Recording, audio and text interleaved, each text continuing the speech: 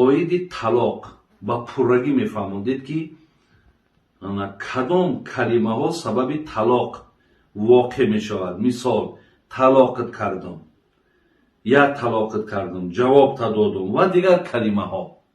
аввалан бародарону хоҳарони азиз, ҳаракат кунед ки ҳеҷ вақт талоқ накунед. ҳамин телефонҳои мо ҳамин рӯзо занг мезанад, аксаран фақат масъалаҳои талоқе. бештар додарои мо аз ҳамун муҳоҷират. ман ин гапҳоро чанд бор гуфта будам, боз мегӯм ки шумо ҳар гоҳе ки занг мезанед, ай занҳотон ташаккур кунед, бигӯед худованд баракати дунё охират абтад ки кореро ки ба зиммаи ту нест, яъне хизмати падару модари ман дар гардани ту нест, лекин дар набудани ман ки ту ҳамора хизмат мекунӣ, ё ҳамун додару хоҳарои манро вақте ки шумо мақсад хизмат мекунед, агарчанде ки инҳо вазифаи ту нестанд, алло баракати дунё охиратат битад. бародарои азиз, алал хусус мардуме ки дар муҳоҷирату мусофиратем, шуморо занг мезананд, бин падартай, модартай, хоҳартай, додартай, ана зани ту ихел кард, ана зани ту ухел кард, ана зани ту айхов дер хест, ана зани ту ба сари очама гапгардонӣ кард, ана зани ту мақсад рӯзи дироз ана ба телефонш бозӣ мекунад, рӯзи дироз китоб мехонад, ана зани ту фалон фалон. мақсад ҳамин камбуду айбҳоро вақте ба гӯши ту мерасонанд, додари азиз, асабонӣ наша, асабонӣ наша. шумо ҳамиқа гӯед ки модари падари худо хоҳад, ана ман ки омадам ин масъаларо мебинам. агар модар ё падар ё додар хоҳари хуб бошад, ту дар ҳамун сафаре ки қарор дорӣ, ки барои ту дар ҳамун сафар будан худаш мушкилот ай, ин мушкилоти дигариро барои ту намегӯянд. агар инҳо ғами туро бихӯрану фикри туро бикунанд. дар вақташ одамои боақл буданд, бачаҳо вақте хизмат да мерафтанд, ҳозир хизмат дар даруни и кишвар шидагӣ, ӯ вақт шуда давлатҳои русия мерафтем, падарат мемурд, модарат мемурд, хабар намеканд.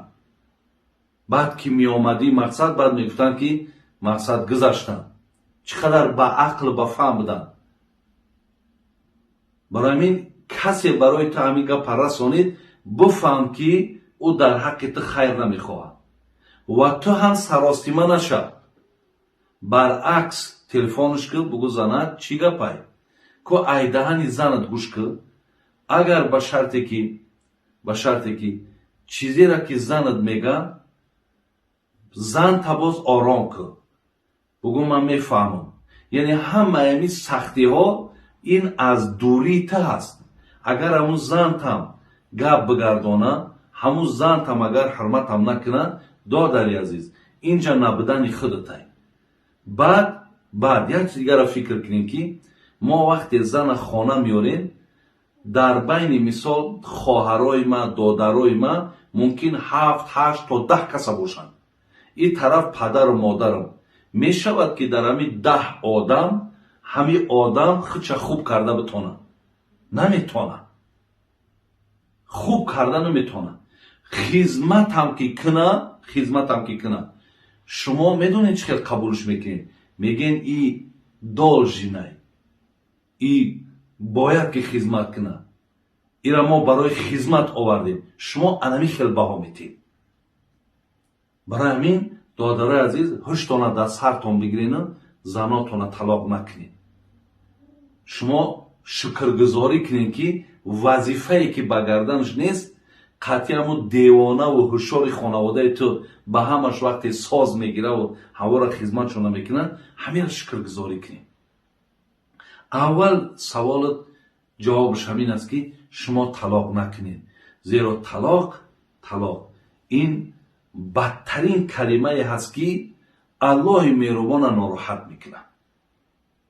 ин корро ҳеҷ вақт накунед. дигар ин ки калимаҳое ки ҳаст, мисол мегӯяд талоқат кардам. یا تو طلاقی. مقصد ما داریم صریحی طلاق، با داریم طلاق های کنایه.